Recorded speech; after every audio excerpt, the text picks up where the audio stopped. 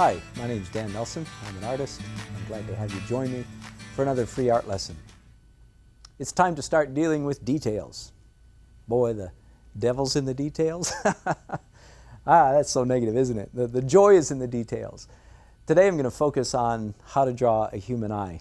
And let me restate just a couple things that are obvious. Number one is I'm showing you one way to draw the human anatomy. There are so many ways, and there's so many people. In fact, to be absolutely honest, there's so many people that are so much better at it than I am.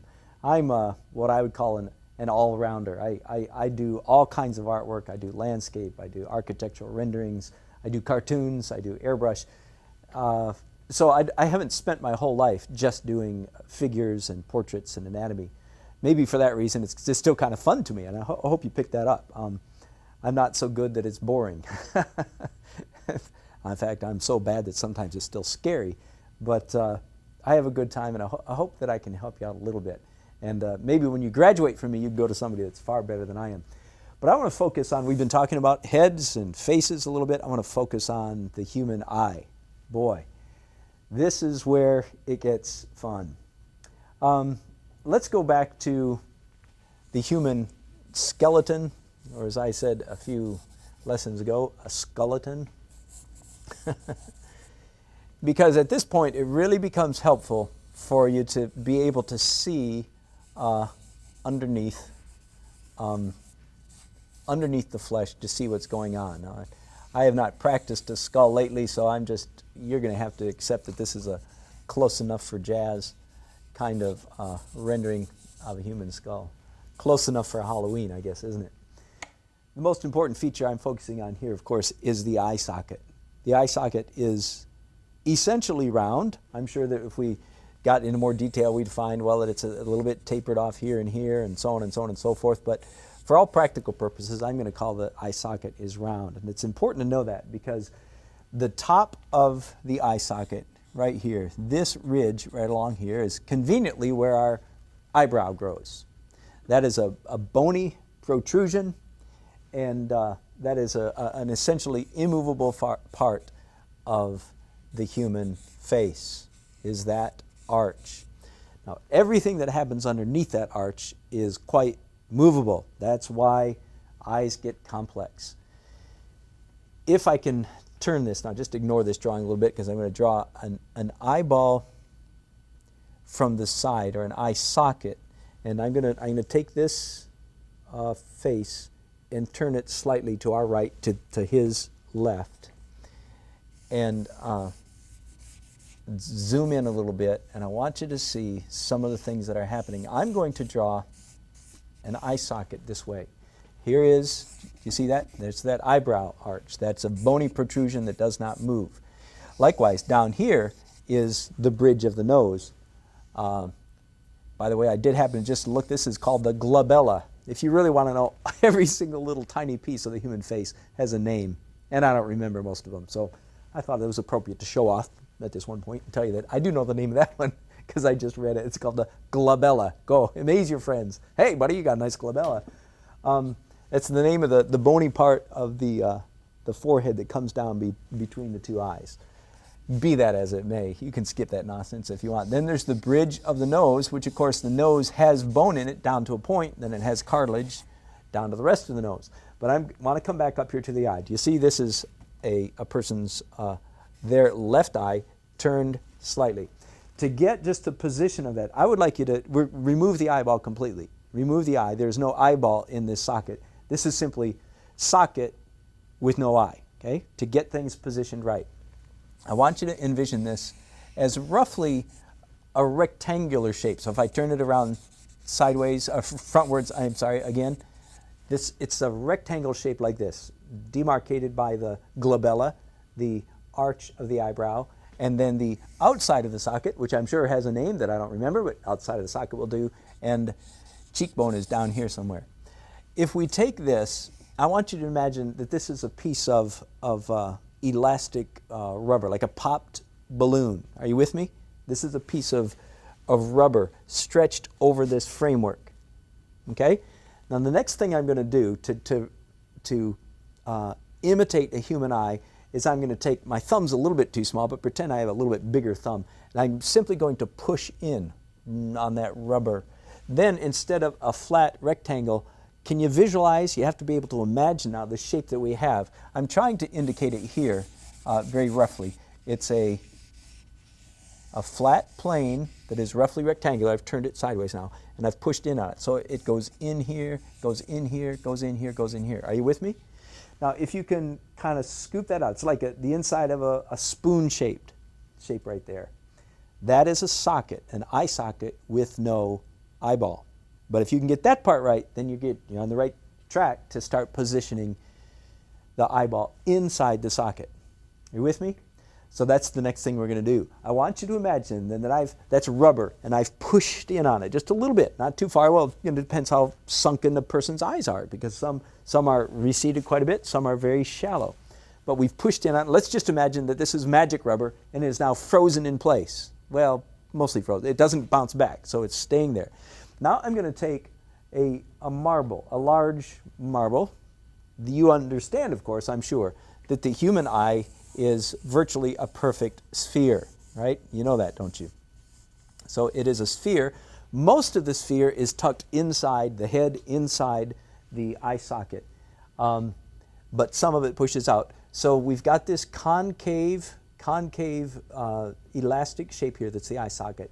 Now I'm going to come around behind it, and I'm going to push forward, again, moving that elastic rubber plane.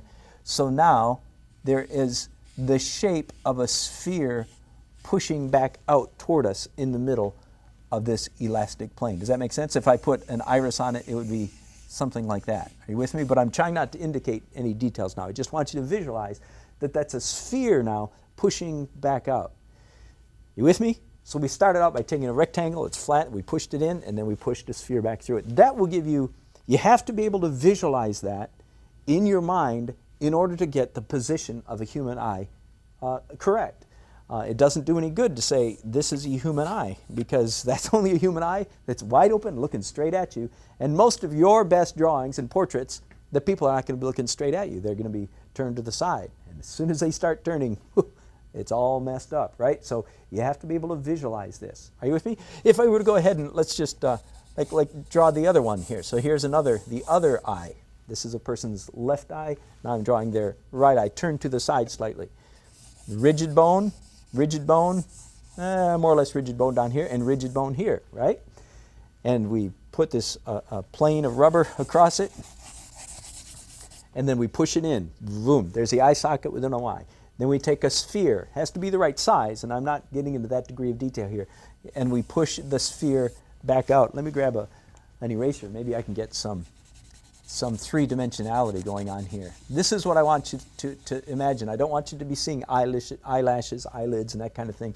I simply want you to be envisioning this soft, three-dimensional shape. Does that make sense? I'm drawing it very quickly, so it's not very accurate, but do you see there? This is if light is coming from this angle. That's what I want you to be able to do. Forget the eyelashes, forget the eyelids, all that kind of stuff. If you cannot visualize this in your mind first, then everything else is going to be all messed up, okay? So it's this concave plane. It goes inside the socket, and in the middle of that concavity, I think that's a real word. In the middle of that concavity is a convex shape coming toward the viewer. Okay, let me go to a new page and start talking about eyelashes, eyelids, and so forth.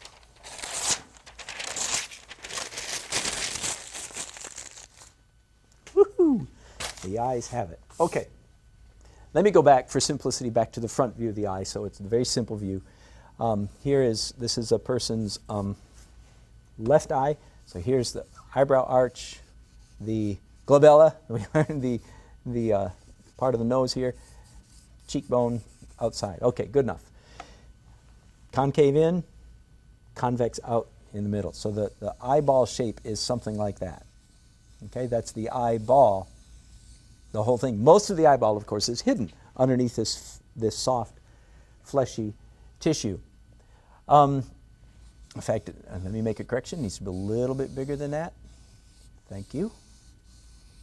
The part of the eyeball that we see is only a portion of this. And the part that we focus on most is, of course, the windows to the soul, the iris and the pupil. Now we'll come back and talk about what that iris and what that pupil is in a minute, but let's just start there for now.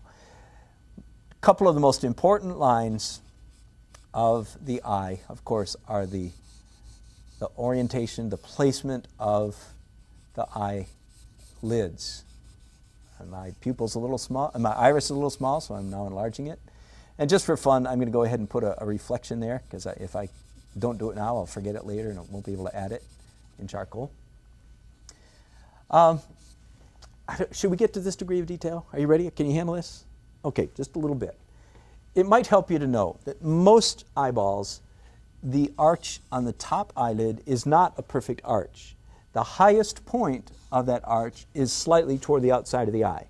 Now these are things that you would learn simply by looking at eyeballs. Do you understand? So simply staring at a person's eye and making careful calculations.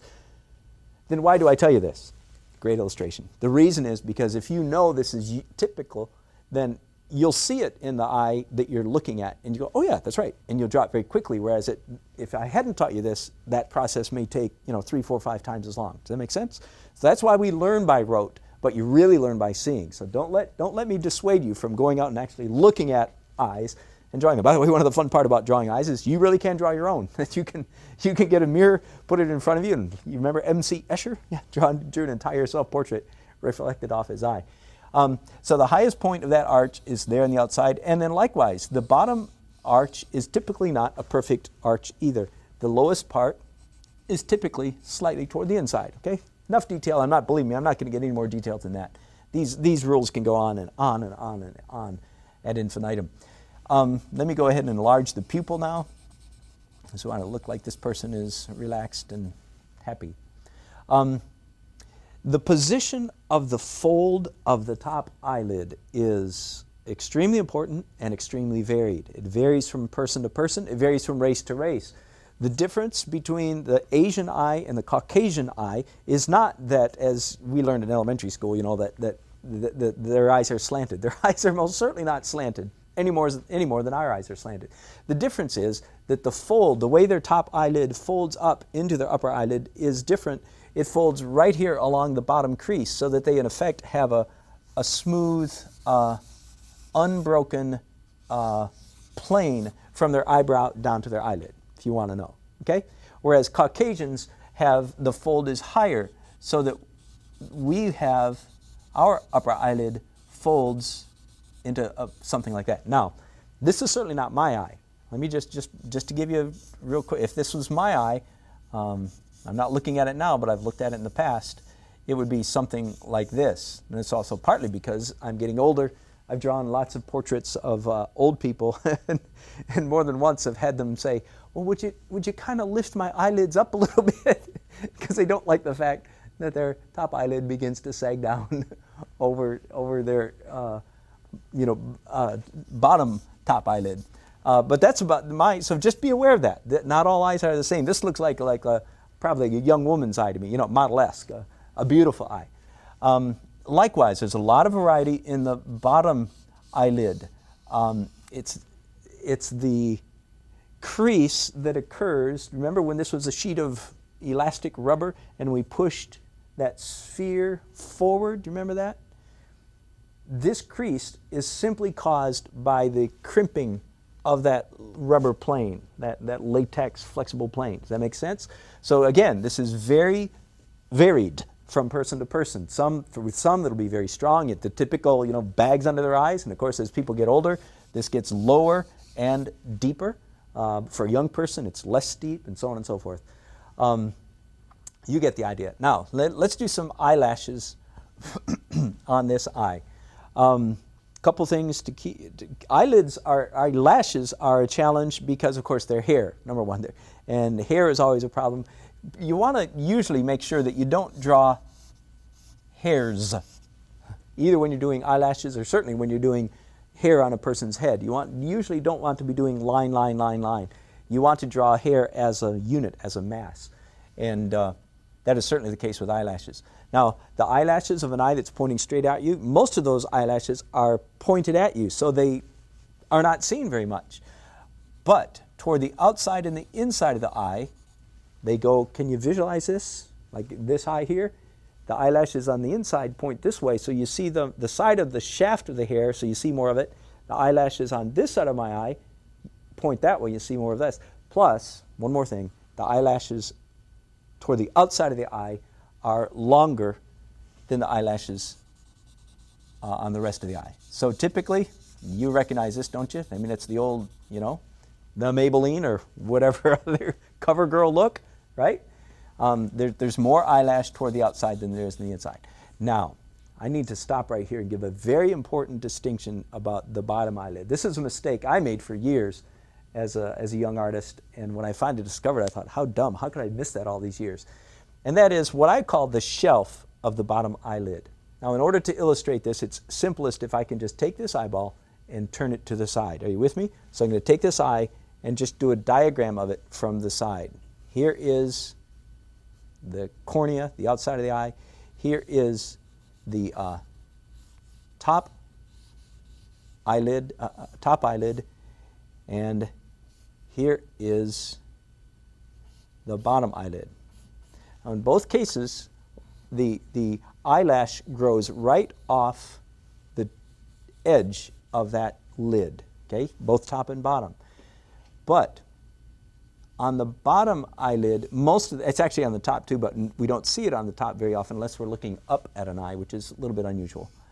The bottom eyelid has this little shelf. So that's what I'm calling this little ridge right here.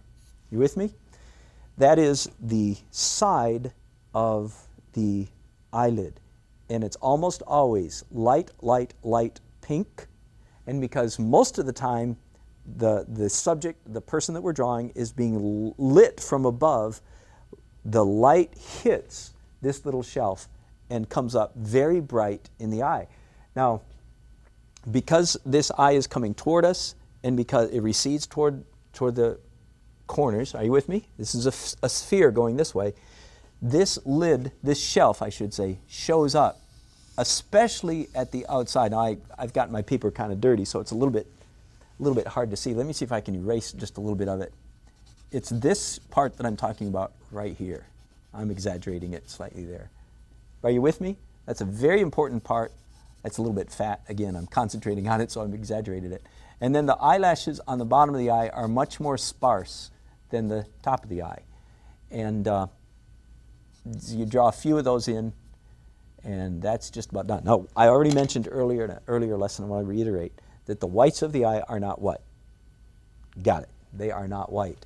In fact, just a rule of thumb is, generally speaking, if the person is Caucasian and fair-complected, like myself, the value of the white of the eye is almost exactly the same as the value of the skin of the face that is in light. Not under my nose or under my chin, but a part of my, my cheek, for instance, that is exposed to light. It's almost always exactly the same lightness, darkness.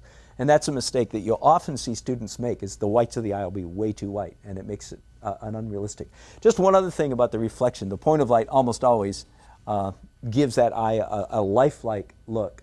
Actually, I should say two things. Do we have time? Just give me one more minute, okay?